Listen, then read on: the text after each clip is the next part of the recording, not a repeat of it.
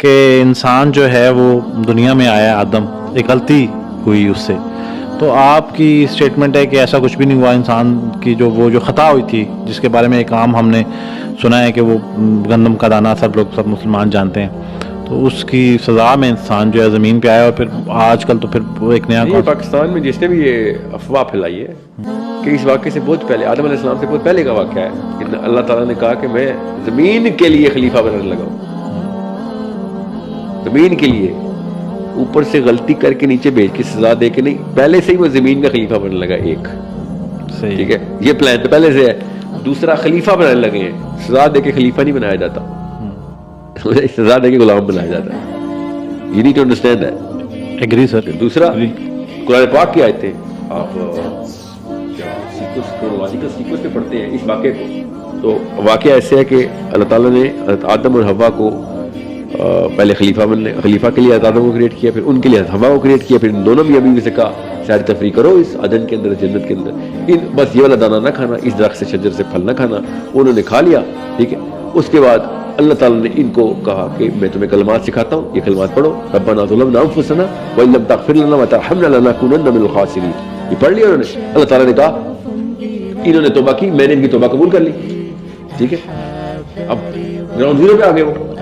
دنیا میں کوئی بھی بندہ غلطی کرے اور اللہ اس کی توبہ خود قبول کر لے، خود کہہ رہے میں توبہ، تو اس کو کیوں اس کو تیری غلطی، اب غلطی زیرو ہو گئی۔ اس کے بعد اللہ تعالیٰ نے کہا اب تم تینوں نیچے اترو، شیطان، آدم، اب تینوں نیچے اترو اور اپنے کام پہ لگو جو کہ جس کے لیے تمہیں بنایا ہے۔ جو تو وہ علیہ، اللہ نے کہا میں ان کے توبہ کا مطلب تو میں ان کے پاس آ گیا، توبہ کہتے ہی پاس آ جانے کو، کہ وہ اللہ کے پاس آ گیا، اللہ ان کے پاس چلا گیا، توبہ قبول ہو گئی۔ یہ تو ظاہر بھائی ہو گیا زمین پہ آنے کا معاملہ۔ اب جانے کے اوپر بات کر لیتے ہیں کہ خلیفۃ الارض، ٹھیک ہے، اب وہ غلطی کی سزا ادھر ہی توبہ میں زیرو ہو گئی۔ اب ہم کو غلطی کی سزا ملی، نعوذ باللہ، اللہ نے توبہ قبول کیا کہ نہیں پہلے تو یہ بتائیں، اگر سزا مل رہی ہے تو توبہ قبول نہیں ہوئی، توبہ قبول ہوتی ہے یا سزا ملتی ہے؟ ہاں جی، ایک چیز ہوگی، ہاں دونوں نہیں ہو سکتی۔ تو اللہ نے تو قرآن میں کہا توبہ قبول ہوئی ہے، اور اگر سزا مل رہی تھی تو اللہ تو پہلے کہتا ہے میں نے تجھے خلیفہ کے لیے بنایا ہے۔ سمجھ لے کوئی کہے نا کسی کے ذہن میں بھی گرا تھا کہ نہیں وہ زمین پہ خلافت بھی سزا کے طور پہ، نعوذ باللہ، اللہ نے بنانے سے پہلے بتا دیا خلیفہ، انہوں نے تو بھی غلطی بعد میں کرنی ہے، ٹھیک ہے۔ کرسچن فلاسفی سے، by the way Christian doctrine میں یہ نہیں ہے، ان کی آیتوں کی تفاسیر انہوں نے بھی یہ لکھا ہوا ہے، مگر سمجھ لے وہ مانتے ہو، آئے رہا ہوں کہ وہ مانتے نہیں مانتے، میں کوئی کرسچن ہو جاتی ہوں کوئی، اور میں نے تو قرآن نے میرے رب نے بتا دیا کہ بھائی میں نے ان کی توبہ قبول کر لی۔ اس سے کامن سینس کوسچن سر، اس سے پہلے تو یہ ہوگا کہ فرشتہ کس شیپ میں آتا ہے؟ فرشتہ یہ بھی تو دو فرشتے ہیں نا سر، ہاں جی، مطلب ہے کہ جو شیپ ہے وہی شیپ ہے، انرجی ہے نا سر، ویسے تو نہیں ان کی شیپ ہے، نبی السلام نے فرشتوں کی شیپ بتائی ہے، جبرائیل کے 600 پار بتائے آسمان کے، ایک کون سے دوسرے کو، ہر فرشتے کی اپنی اپنی، ہاں جی، ہر فرشتے جو قبر میں آنے والے فرشتے کا شیپ، اب جس بھی شیپ پہ آتا ہے، نعوذ باللہ وہ اس سوراخ کے اندر تو نہیں رینگ کے آگے گھستا، کوئی بندہ گھسے گا تو ایسے گھسے گا، تو گھس ہی نہیں سکتا، ہم تو نیک ٹو نیک لوڈ کر دیتے ہیں روٹی، ہاں ٹھیک ہے۔ تو کامن سینس سے وہ ریل بھی ہو رہا ہے، ٹھیک ہے، کیونکہ غامدی صاحب نے تو کہا تھا کہ یہ لوگ یہ مانتے ہیں کہ 6x6 کی قبر کے اندر میرے نبی کو زندہ کیا، یار غامدی صاحب کو کوئی نہیں پتا، اور 6x6 کی قبر نہیں، وہ دروازہ ہے۔ اچھا، یہاں پہ یہ بھی پھر واضح کرتے ہیں کہ اب یہ جو قبر فزیکلی جو ہم قبرستان کے اندر یہ جو مٹی کی قبر ہے،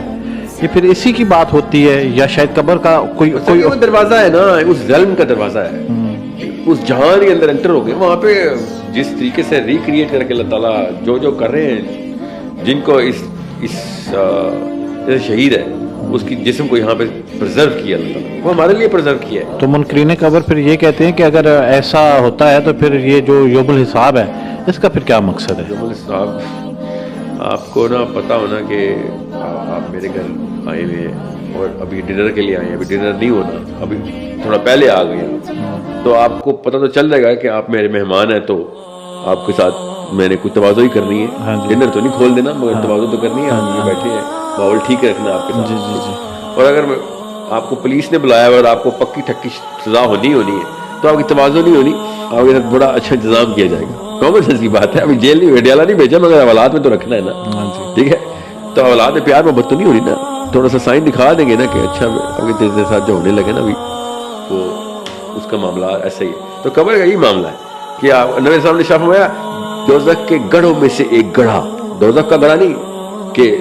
سارے گڑھوں کے سارے عذاب نہیں تیرے پیار، ان میں سے ایک گڑھا ہے جس میں تو آ گیا، تجھے سمجھ آ جائے گی کہ تیرے ساتھ حالات کیا ہونے والے، ٹھیک ہے, اور جنت کے باغوں میں سے ایک باغ کہ ابھی تو جنت میں نہیں انٹر ہو سکتا, مگر اس کی ایک نشانی تجھے ملنا شروع ہو جائے گی کہ یہاں پہ عیاشی ہے میری, یہاں پہ میرے سکون ہے. تو وہ پھر مطلب یہ ہے کہ قبر میں جانے والا انسان جو ہے وہ قبر میں ہی اس کا یہ فیصلہ یا اس کو یہ اشارہ مل جائے گا کہ میرے جو اعمال ہیں اس کا بدلہ مجھے کیا ملنے والا ہے, کہ میں یا جنت پھر نہیں سمجھ لیں مجھے نعوذ باللہ اللہ تعالی اللہم اجرنا من النار ومن عذاب القبر, اللہم اجرنا من النار ومن عذاب القبر, سمجھ لیں اللہ نہ کرے کہ مجھے دوزخ میں جانا ہو, مگر میں آن دا فائن لائن ہوں, مگر میرے بچے دعائیں کر کر کے, صدقہ جاریہ کر کر کے, اور میرے اسٹوڈنٹس کر کر کے, انشاءاللہ میری دعائیں کرنا میرے اسٹوڈنٹس پلیز, بس یہ دعا کرنا بس, ٹھیک ہے. دنیا میں بے شک کچھ نہ ملے مگر آخر میں سب کچھ مل جائے, ٹھیک ہے, اور عذاب قبر. اب وہ کیا ہوتا ہے, اس سے کیا ہوتا ہے, آپ کا ٹیلی چینج ہو جاتا ہے, اور یہ حدیث ہے کلیئرلی, ٹیلی چینج ہو جاتا ہے. اور الٹا حساب بھی ہو سکتا ہے کہ ہم جنت کے لیے ہوں آن دا بارڈر لائن, اور کرتوت ایسے کریں ہماری نسلیں اور ہمارے اسٹوڈنٹس ہمارے نام پہ ہم نے گمراہی میں پھیلا دیا اور ٹیلی بدل جائے, سمجھ رہے, یہ بھی ہو سکتا ہے. بیکاز یہ صدقہ جاریہ اور گناہ جاریہ نہ ہوتا تو عذاب قبر اور عذاب جہنم ایک ہی جیسا ہو جانا تھا, ہونا نہیں تھا مگر ایک جیسا ہو جانا تھا کہ تو رک جا, تیرا تو میٹر بند ہو گیا, اب ہمارا میٹر بند نہیں ہو سکتا نا, کہ دنیا میں کوئی بھی انسان سے میٹر نہیں بن سکتا. کیوں, ہم نے ایک دوسرے کو ہر وقت انفلوئنس کر رہے ہونا ہے. اب میرے بولے ہوئے لفظ آپ کے دل کے اندر جس طریقے کا بھی اثر کرتے ہیں, اس کے بعد آپ عمل کرتے ہیں اس طرح, تو میرا بھی اجر ہونا چاہیے اس میں, یا پھر میری بھی پھکائی ہونی چاہیے کہ میری وجہ سے ہوا ہے. تو وہ میٹر چل رہا ہوتا ہے, اس لیے آپ بیٹھے ہوتے ہیں, ہم سب قبر میں بیٹھے ہوتے ہیں کہ بھائی ابھی تو آخری بچے نے قیامت والے دن مرنا ہے, جب تک وہ نہیں مرتا تب تک میٹر سب پہ چالو ہے. لیکن وہ یہی بات ہے نا سر, اصل میں عذاب قبر کے منکرین کا یہ خیال ہے کہ چلیں پتہ نہیں جب قیامت آئے گی تب کی بات ہوگی, اس کے دوران والا پیریڈ جو شاید بخشش والا ہو یا آرام سے ہم چلے جائیں. بہرحال یہ بھی ایک بڑی لمبی ڈبیٹ ہے. ساحل بھائی آپ کا بہت بہت شکریہ, آپ نے وقت دیا, اور رات کے یہ پچھلے پہر میں ہم نے اس کو ریکارڈ کیا آج کے پوڈ کاسٹ کو. آپ کی آمد ہوئی سر, آپ نے میرا انتظار کیا سر. نہیں سر, آپ یقین جانیں کہ آپ کے آنے کی بڑی خوشی ہے. عذاب قبر کے اوپر بھی ڈفرینٹ ڈاکٹرین ہیں, میری پچھلے دنوں بھی ایک پوڈ کاسٹ میں بات ہوئی تھی. تو آپ کیا کہیں گے کہ قبر کے اندر جو عذاب ہے اس کے جو شواہد ہیں احادیث سے بھی ملتے ہیں, تو اس پہ بہت سارے منکرین ہیں وہ کہتے ہیں کہ قبر کے اندر کوئی عذاب نہیں ہوگا, تو آپ اس کے اوپر کچھ کہنا چاہیں کہ بلکہ اگر ریفرنس آپ کے نبی اسلام کی ہر نماز کے بعد ایک دعا ہے تواتر کے ساتھ, ہر نماز کے بعد دعا, وہ قبر کے عذاب سے مغفرت کے لیے. تو کون سا مسلمان ہے جس کو سمجھ نہیں آئی یا غامدیزم کے اندر وہ بول جاتا ہے ایسی باتیں, ان کو سائنس کا علم نہیں ہے, تو سائنس کے تھرو سمجھ آ گئی آپ کہ جیسے آپ قبر میں انٹر ہوتے ہیں تو یہ حدیثیں بھی کلیئر ہے, قرآن پاک بھی کلیئر ہے کہ آپ کسی اور ریلم میں انٹر ہو جاتے ہیں. ریلم کا مطلب ہے کوئی جہان ہی اور ہے, جہان لفظ ہے اردو میں ریلم, اس جہان میں آپ کے ساتھ جو کچھ ہوا ہے وہ یہاں پہ نظر نہیں آ سکتا,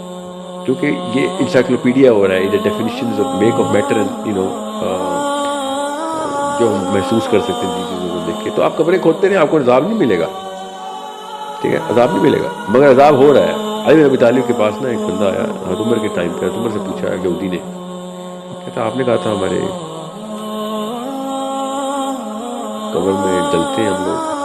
آلو ڈالتے ہیں, یہ میرے باپ ہے, میرا چاچا ہے, اس کی کھوپڑی ہے, کدھر آگ. تو عمر خطاب نے کہا یا ابو الحسن, اس کا جواب دینا تھا. علی بن ابی طالب نے کہا اتنا یہ دو پتھر میرے ہاتھ میں, آگ نظر آئی ہے؟ کہتے نہیں مجھے تو آگ نظر نہیں ان پتھروں میں. علی نے پتھر سے پتھر مارا, شعلہ نکلا. تو علی بن ابی طالب نے کہا آپ نظر آئی؟ کہتا ہاں آپ نظر آئیے. تو علی بن ابی طالب نے کہا اسی طریقے سے نا ان کے اندر ہے آگ, تجھے نظر نہیں آئے گی کیونکہ تو اس ریلم میں یہاں پہ چیزیں نظر نہیں آ سکتی. اب وہ ریلم کیا ہے, جیسے آپ قبر میں اندر انٹر ہوتے ہیں تو فرشتے دو آتے ہیں, ٹھیک ہے. فرشتے کیا وہ قبر کے اندر ایسے جھکے ہوئے ہوتے ہیں کیونکہ قبر تو چھوٹی سی ہے نا, تو وہ رینگ کے آتے ہیں. مجھے آپ کی مصروفیت کا بھی اندازہ ہوتا ہے سر. میں کوشش کروں گا اور آپ سے ریکویسٹ کروں گا, ہماری پوڈ کاسٹ کا سلسلہ چلتا رہتا ہے, دوبارہ بھی آپ وقت ضرور دیں گے. ضرور sir, any time sir. Thank you so much. Thank you sir, thank you, شکریہ سر, جزاک اللہ سر, بہت شکریہ.